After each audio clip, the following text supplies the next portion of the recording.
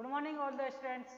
आज की न्यूक्लियर की क्लास में हम अर्ध अनुभाविक द्रव्यमान सूत्र की सहायता से किसी संभारिक फैमिली के अंदर जो अस्थायी संभारिक परमाणु होता है उसके बारे में पता करेंगे।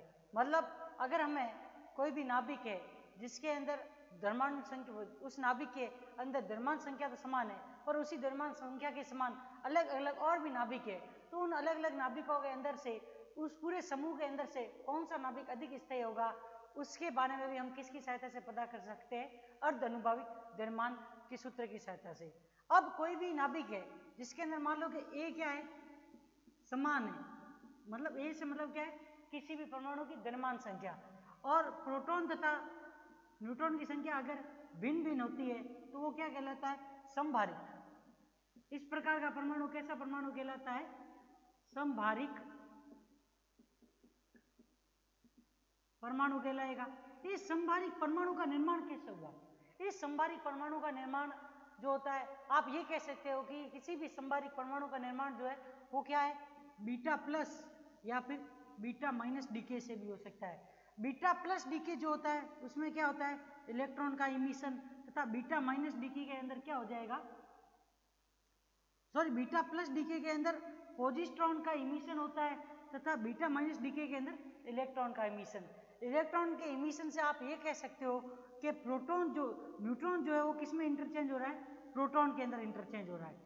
न्यूट्रॉन है वो प्रोटॉन में इंटरचेंज हो रहा है तथा इलेक्ट्रॉन का इमिशन कर रहा है। वहीं पे बीटा प्लस डीके के अंदर क्या होगा, प्रोटॉन जो है वो किस में एक्सचेंज हो रहा है, न्यूट्रॉन में एक्सचेंज हो रहा है तथा पॉजिट्रॉन जिसके ऊपर चार्ज किसके बराबर होता है, इलेक्ट्रॉन के बराबर का चार्ज होता है, उसका ऑक्सीजन होता है। इन दोनों ऑक्सीजन के अंदर क्या हो जाएगा, एक कंडीशन के अंदर आप देख रहे हो जब न्यूट्रॉन किस में इंटरचेंज हो रहा है, प्रोटॉन में इंटरचेंज हो रहा है, उस कंडीशन के अंदर क्या हो जाता है, उस परमाणु का परमाणु क्रमांक जो होता है वो एक से बढ़ जाता है। मतलब प्रोटॉन की संख्या एक बढ़ी तो जेड के अंदर क्या हो गया, एक प्रोटॉन और जुड़ गया, और जेड जो किसी परमाणु का जो परमाणु क्रमांक होता है वो उसके अंदर प्रोटॉन की संख्या को बताता है। तो अगर प्रोटॉन न्यूट्रॉन प्रोटॉन में इंटरचेंज हो रहा है या बदल रहा है तो उस कंडीशन के अंदर क्या हुआ, उस परमाणु के अंदर एक प्रोटॉन की संख्या बढ़ गई या फिर उसका परमाणु क्रमांक क्या हो गया, एक से बढ़ गया। उसी प्रकार से बीटा प्लस इमिशन में क्या है, प्रोटॉन किस में इंटरचेंज हो रहा है, न्यूट्रॉन में इंटरचेंज हो रहा है। तो उस कंडीशन के अंदर क्या होता है, जेड जो होता है वो किस में बदल रहा है, जेड माइनस एक, मतलब उसमें प्रोटॉन की संख्या एक से कम होगी। इस वजह से क्या होगा, इन दोनों कंडीशन के अंदर, इसमें और इसमें, ए हमेशा क्या रहता है, नियत रहता है। तो हम कह सकते हैं कि किसी भी परमाणु के अंदर अगर बीटा प्लस या बीटा माइनस डीके होता है तो उस कंडीशन के अंदर हमें क्या मिल जाती है, एक संभारिक परिवार या एक संभारिक परमाणुओं के समूह की प्राप्ति हो जाती है। उसी समूह के अंदर से किसी स्थायी परमाणु या स्थायी नाभिक के बारे में पता करना हो या उसके परमाणु क्रमांक की संख्या पता करनी हो तो हम किसका यूज कर सकते हैं, अर्ध अनुभाविक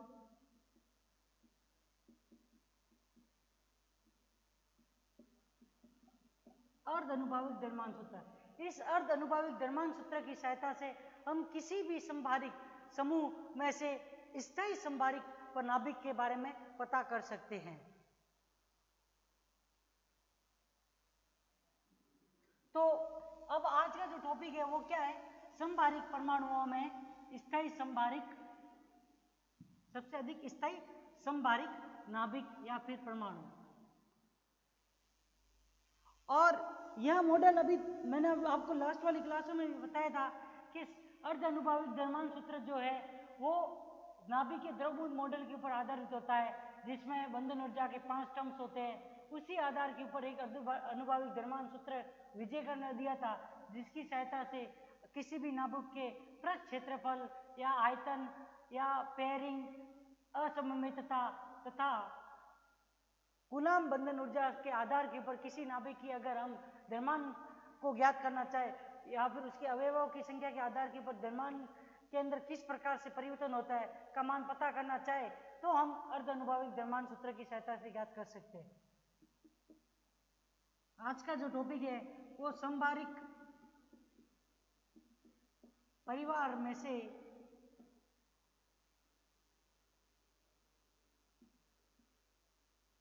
समबारी के परिवार में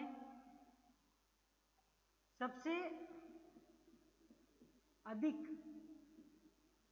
स्थायी समभारिक नाभिक के लिए है। मतलब इस सबसे अधिक स्थायी समभारिक परिवार के अंदर सबसे अधिक समभारिक या सबसे अधिक स्थायी समभारिक नाभिक कौन सा है, उसको भी हम किससे ज्ञात कर सकते हैं, जिसे अर्ध आनुभाविक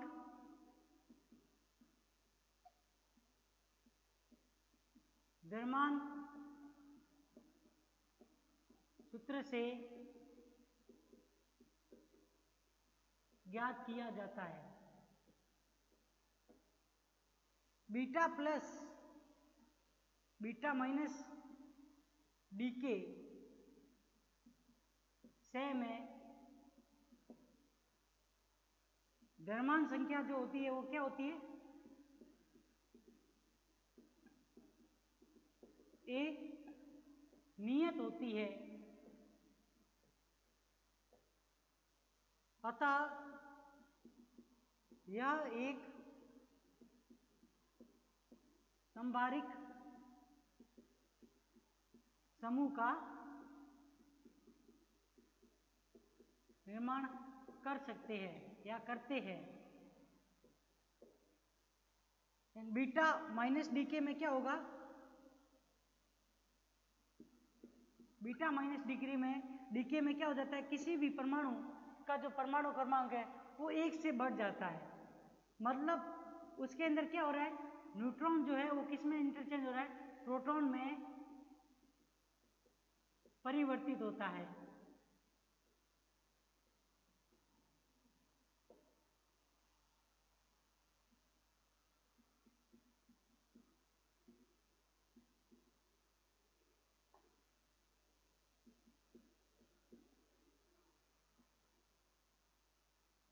इसी प्रकार से अगर हम बीटा प्लस डीके देखेंगे तो उसमें क्या हो जाएगा,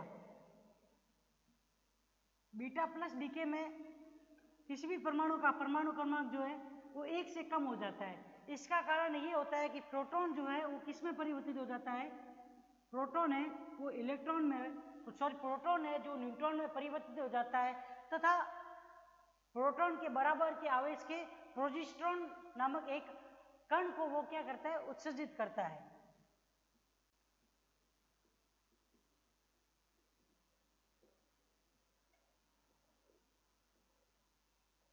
और इसकी जो अभिक्रिया होती है वो इस प्रकार से होती है।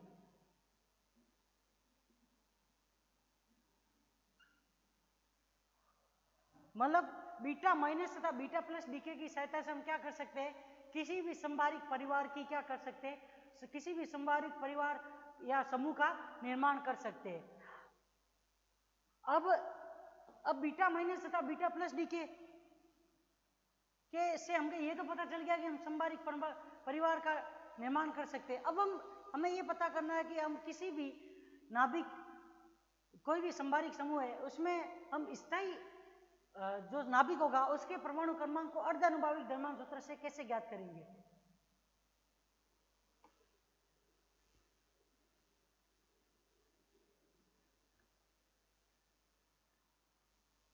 क्योंकि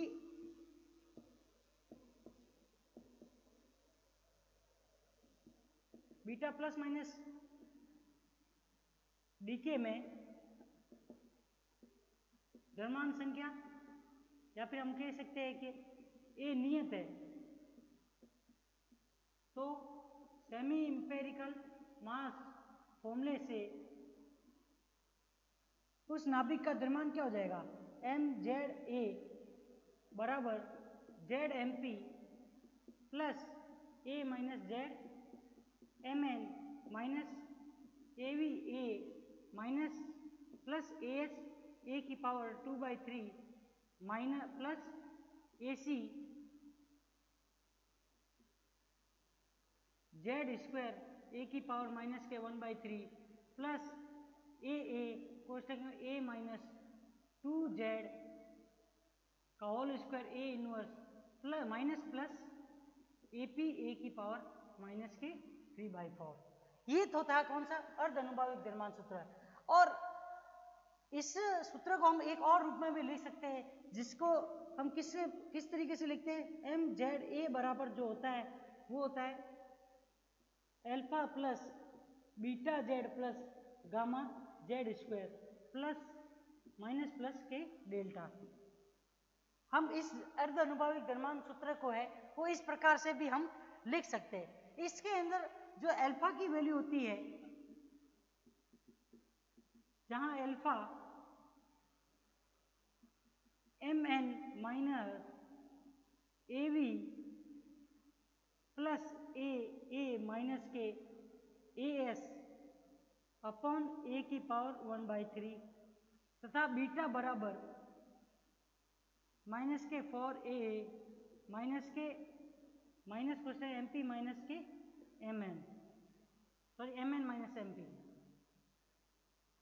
तथा गामा बराबर जो होता है वो 4a upon A plus A C upon A की पावर 1/3। ये फॉर्मूला है, इसके अंदर अगर हम देखें ए का मान नियत है, तो उस कंडीशन के अंदर जो यहां से इस फॉर्मूले में द्रव्यमान तथा किसके रूप में जेड के बीच में अगर हम ग्राफ खींचेंगे तो ये जो ग्राफ होता है वो कैसा प्राप्त होगा, पैराबोलिक ग्राफ। क्योंकि y बराबर प्रोपोर्शनल टू एक्स स्क्वायर का जो ग्राफ होता है वो कैसा होता है, एक परवलयाकार ग्राफ होता है।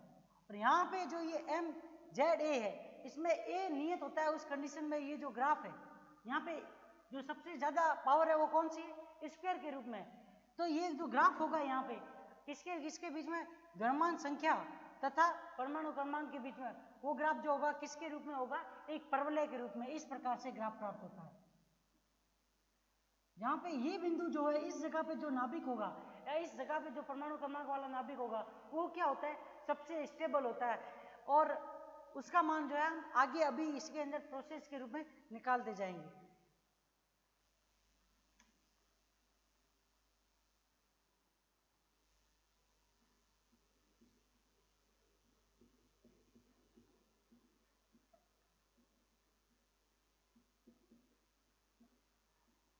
एक परवलय के समीकरण के समान है। अतः एम ए जेड या जेड एक व जेड के बीच वक्र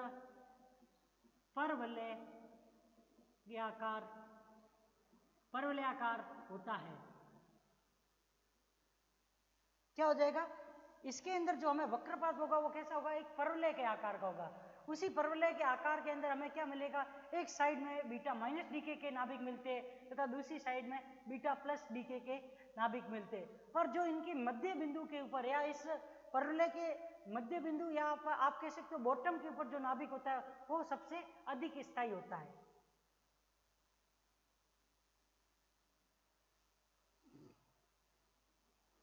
अब हमें सबसे अधिक स्थायी नाभिक के परमाणु क्रमांक का पता करना है, तो उस कंडीशन के अंदर क्या करना पड़ेगा, इस समीकरण का हमें क्या करना पड़ेगा, परमाणु क्रमांक के सापेक्ष अवकलन करना पड़ेगा। जब हम परमाणु क्रमांक के जेड के सापेक्ष इस इक्वेशन का अवकलन करेंगे तब हमें पता चल जाता है। क्योंकि आप लोगों को मालूम हो तो मैक्सिमम या मिनिमम वैल्यू ज्ञात करते थे, उस कंडीशन में भी आप क्या करते थे, किसी समीकरण का जिसके सापेक्ष हमको मैक्सिमम या मिनिमम वैल्यू ज्ञात करनी होती थी उसके सापेक्ष हम अवकलन करते थे। उसी प्रकार से हमें क्या करना है, एक स्टेबल या फिर स्थायी परमाणु क्रमांक का मान ज्ञात करना है, तो हमें क्या करना पड़ेगा, इस द्रव्यमान या इस द्रव्यमान संख्या, इस द्रव्यमान के लिए, नाभिक के द्रव्यमान के लिए जो हमें समीकरण मिली है, इस समीकरण का हम परमाणु क्रमांक के सापेक्ष अगर हम अवकलन करेंगे तो हमें क्या पता चल जाएगा, उस स्थायी नाभिक के परमाणु क्रमांक के बारे में हमें पता चल जाएगा।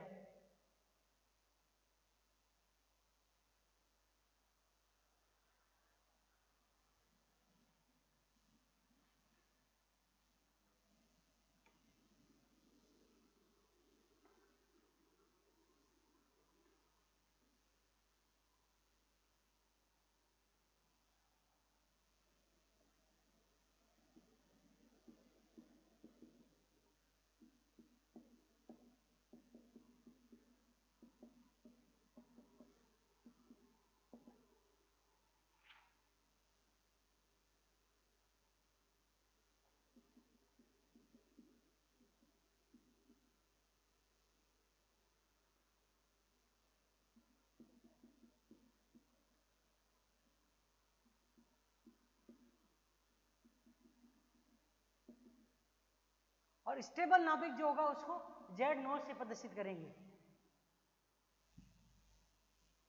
यहां से हम जब इस समीकरण का अवकलन करेंगे तो डेल्टा अपॉन डेल्टा जेड कोष्टक में क्या आ जाएगा, alpha plus beta Z plus gamma Z square minus plus के डेल्टा बराबर 0, यहाँ पे जेड बराबर Z0।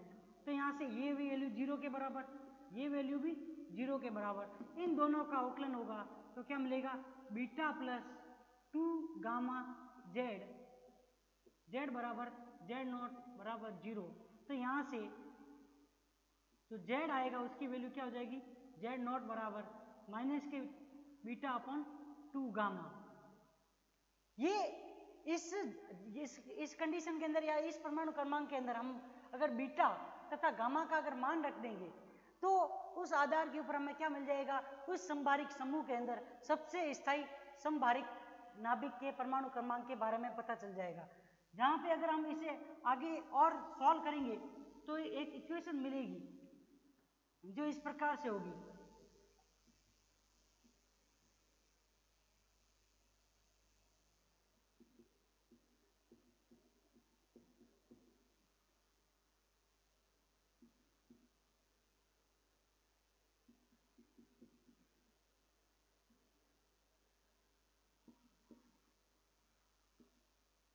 यहाँ पे बीटा का मान तथा गामा का मान रखने के बाद में सॉल्यूशन करने पे एक इक्वेशन मिलती है, Z0 बराबर A अपॉन 1.98 प्लस 0.015 A की पावर 2/3। इस इक्वेशन के अंदर अगर हम क्या करें, जिस संभारिक समूह में से सबसे स्थायी नाभिक का पता करना है उसके लिए हम समान द्रव्यमान, क्योंकि अब संभारिक परमाणु तो सबके परमाणु द्रव्यमान तो समान होंगे, उस परमाणु द्रव्यमान या परमाणु द्रव्यमान संख्या का मान यहाँ पे रख देंगे A का मान, उसकी सहायता से हमें क्या प्राप्त हो सकता है, उस संभारिक समूह में सबसे स्थायी संभारिक परमाणु के परमाणु क्रमांक के बारे में पता चल सकता है। और अब यहाँ पे देखिए, अब यहाँ से हमको इस Z0 के बारे में पता चलेगा। अब इसमें दो कंडीशन बनती है, दो कंडीशन क्या, एक तो क्या है, ये दो प्रकार के नाभिक हो गए, एक तो परमाणु क्रम ऐसे परमाणु जिसमें A का मान क्या होता है, विषम, दूसरा ऐसे परमाणु जिसमें A का मान क्या हो जाए, सम। तो इन दो प्रकार की कंडीशन के अंदर अब हम नेक्स्ट क्लास में जो करें, अब यहाँ तक आज की क्लास में मैंने आप लोगों को ये बता दिया कि कोई भी संभारिक समूह है तो संभारिक समूह में सबसे अधिक स्थायी संभारिक परमाणु जो होगा उसका परमाणु क्रमांक तो हमने ज्ञात कर लिया। उसी परमाणु क्रमांक के आधार के ऊपर आगे की तरफ दो कंडीशन होती है। हम लोगों को मालूम है कोई भी परमाणु है तो उसके अंदर दो प्रकार के क्या होते हैं, द्रव्यमान होते हैं, या फिर हम बोल सकते हैं उसकी द्रव्यमान संख्या कितने प्रकार की होगी, दो प्रकार की, एक तो विषम द्रव्यमान संख्या और एक कैसी होती है, सम द्रव्यमान संख्या। इन दोनों कंडीशन के अंदर कौन सा परमाणु है जो सबसे अधिक स्थायी होगा उसके बारे में हम नेक्स्ट क्लास में पढ़ेंगे।